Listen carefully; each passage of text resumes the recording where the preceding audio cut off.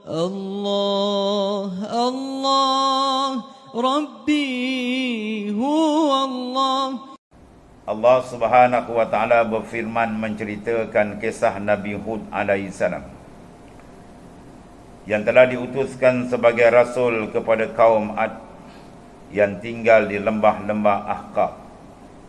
Ialah satu daerah di Yaman. Kedudukan dia adalah daerah Yaman Selatan yang penuh dengan bukit-bukit pasir, di mana kaum Ad adalah kaumnya Nabi Hud alaihissalam yang mendustakan dan mengingkari kenabiannya.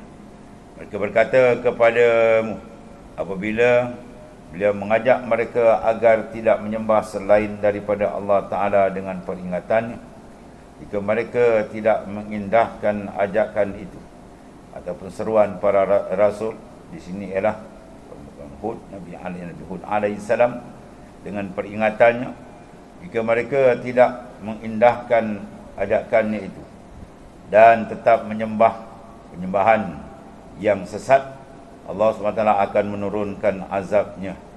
Mereka pun berkata, apakah engkau datang kepada kami dengan maksud menghalang dari penyembahan-penyembahan kami? Cuba datangkan kepada kami apa yang engkau ancamkan. Jika ancaman itu benar dan engkau adalah utusan Tuhan kami, tidak akan berpaling dan menyembah kami untuk mengikuti ajakan.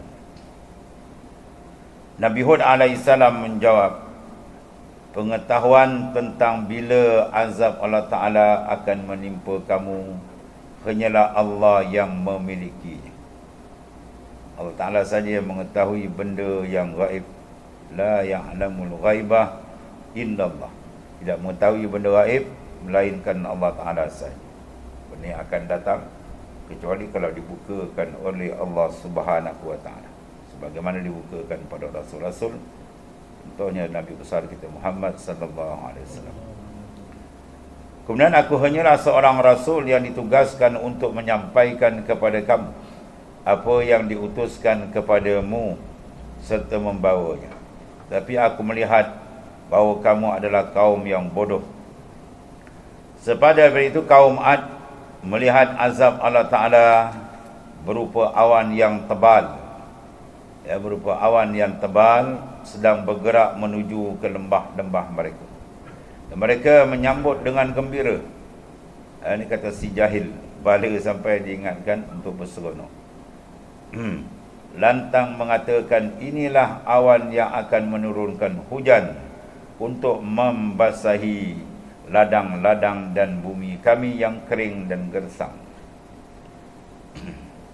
Bukan, sekali-kali bukan awan yang akan membawa rahmat dan menurunkan hujan untuk kamu, ya bukan. Awan yang mengandungi azab yang kamu minta, segerakan didatangkannya. Di mana awan yang mengandungi azab yang pedih yang akan menghancurkan segala sesuatu yang ada di atas permukaan bumi, sehingga tidak ada yang kelihatan lagi selain bekas-bekas yang tempat tinggal mereka saja. Demikianlah kami memberikan balasan kepada kaum yang berdosa, yang engkar kepada Allah Subhanahu wa Ta'ala.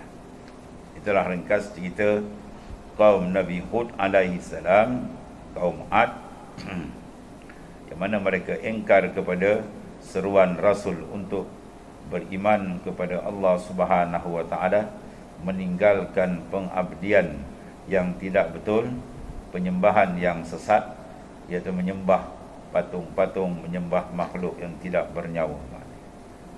Oleh kerana itu Allah Subhanahu wa Ta'ala menurunkan azab kepada mereka dengan azab yang amat dahsyat, yang tidak meninggalkan seorang pun daripada zuriat mereka, melainkan mereka semua dimusnahkan oleh Allah Subhanahu wa Ta'ala dengan sangat-sangat dahsyat.